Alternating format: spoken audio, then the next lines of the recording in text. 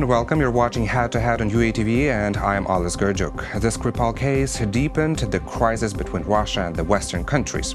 The United States has also imposed sanctions over the attack and is threatening further punitive measures. To talk more about the current international agenda, we are joined in the studio today by Oleksiy Kaftan, international observer. Hello, and thank you for joining us today.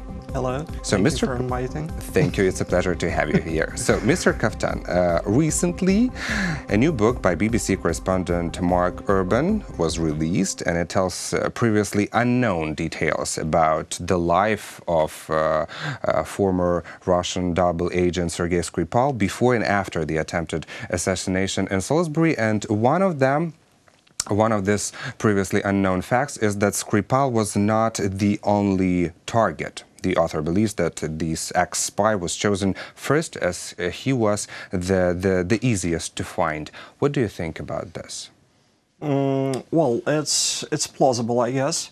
But the matter is that Skripal himself was really a good target because of the things he's done. Was he posing some danger to Russia nowadays? The matter is, I guess, that he discovered and he gave some information about the most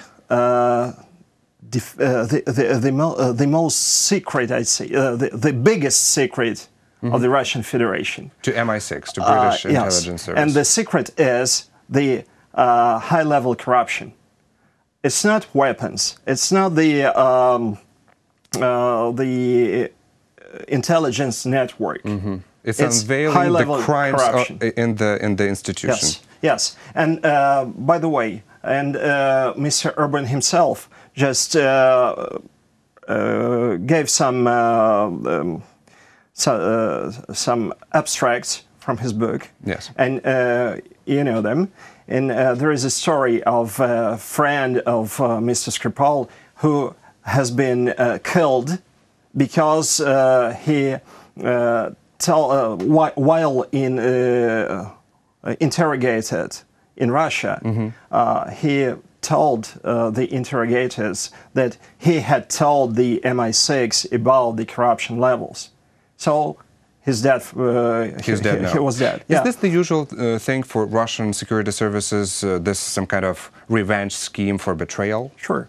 This is usual. Yes. And this attempted assassination, as Mark Urban says, this is some kind of certain message to everyone in the world that Russia is coming to get you, traitor? There are two sorts of messages here. Well, to my mind, the first is, hello everybody, Russia is coming. Okay. That's why I guess the Novichok has been used in the case. And that is why Novichok has been used? I think so. Like this is a mark, this is a kind of a signature. Yes. And the second point is it's a message to everybody involved. Hi, we're getting you.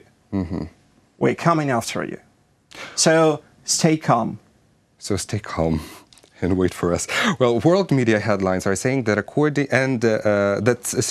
Skripal, poisoned by the Kremlin, doesn't believe Russia was attempting to assassinate him, or he called Ukrainians. Sorry to interrupt you. Yeah. He didn't believe it first. But now he does. And here is a perfect manipulation. Well, I've seen it in the Russian media, and to some extent the Ukrainian media got caught on it. Just look. We'll take the caption, the news captions in in the Guardian. Yeah, exactly. This is one of the headlines of the Guardian. And the headline was like, initially, Skripal didn't believe. So this was initially. Initially. And in the Russian news, the word initially has been omitted. Okay. Okay. So does Skripal believe now?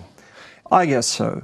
does he stay a strong supporter of the Russian regime? Because he was actually a big, well, he seemed to be in his first conversations with the media, he seemed to be a big supporter of Putin. He called Ukrainians just sheep who need a good shepherd and supported the occupation of Crimea and this interfering of Ukrainian borders. So what is he saying now? I didn't talk to Mr. Skripal. Yeah, sure, but maybe you know some to my information. mind, he's a perfect example of the Russian, let me say it, let me call it schizophrenia.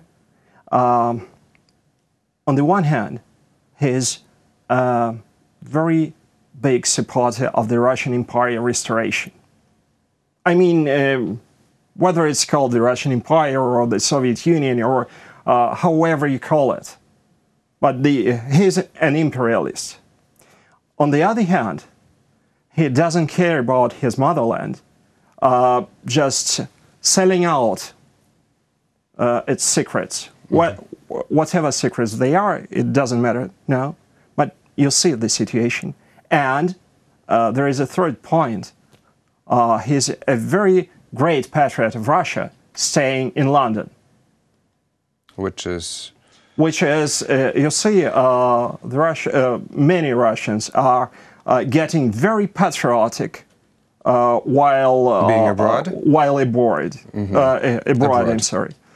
To my mind, the only difference between him and Mr. Patrushev, say, or Mr. Putin, is their capabilities and their possibilities and their chances. What I mean is, if, say, Mr. Skripal was the head of the Russian state, and Mr. Putin was the one who Mr. Skripal is now, the Novichok would have come to Salisbury anyway. And what do you actually think about the way Russia explained itself over this Salisbury attack? Did it? Well, it didn't, but the President, Vladimir Putin, recently, of course, denied all the accusations that GRU could be connected with this poisoning. And he was commenting in a disrespectful way, let me quote, "Some guys came and started to poison the homeless people there. What is this nonsense about?" And also he called Skripal a scum.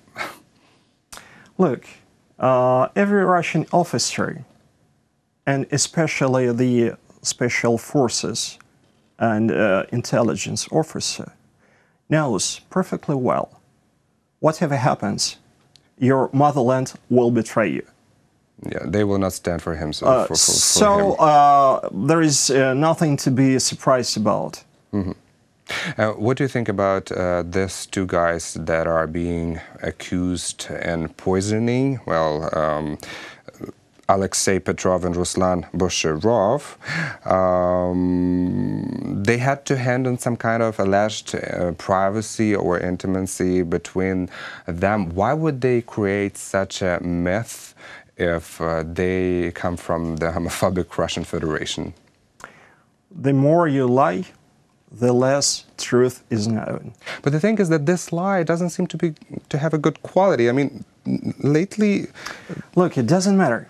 You see, again, if we take the Russian public way of thinking, it looks like I'm watching TV, okay? And it looks like, oh, come on, I know you're lying, but go on. I want the world to know, to think you're saying the truth. Mm-hmm. That's the, maybe it looks strange way of thinking, but it's perfectly normal for a state, well, not totalitarian state, but the post-totalitarian state Russia is. So this nonsense arguments, this is actually the usual scheme of Russian propaganda and of Russian message.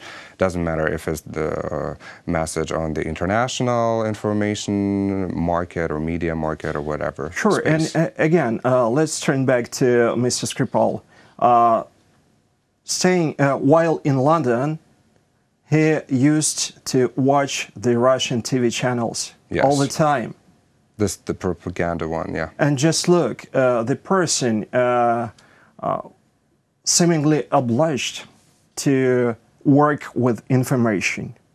Yes, well, being an intelligence officer, he should have done it.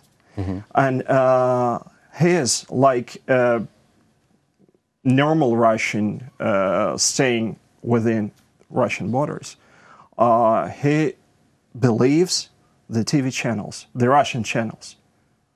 Isn't it interesting? This is very interesting. Do you think that this story would gain such a popularity if it would be only about Skripal without chemical weapon being involved in this case? There have been cases of Russia killing the traitors. Yes. But the whole trend of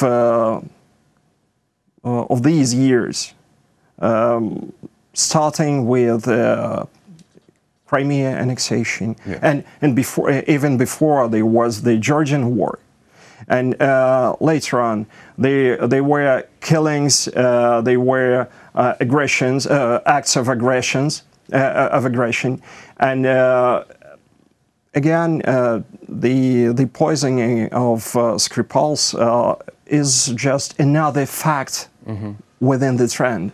But I think this chemical thing is really some kind of special feature in this case, because the world is really much against of use of chemical weapon that is uncontrollable. Basically, you cannot predict the effect of this. It's true, but the Russians don't care. Well, that is you see, again, there is another thing about the Russian mentality. Any and every treaty is signed to be violated afterwards.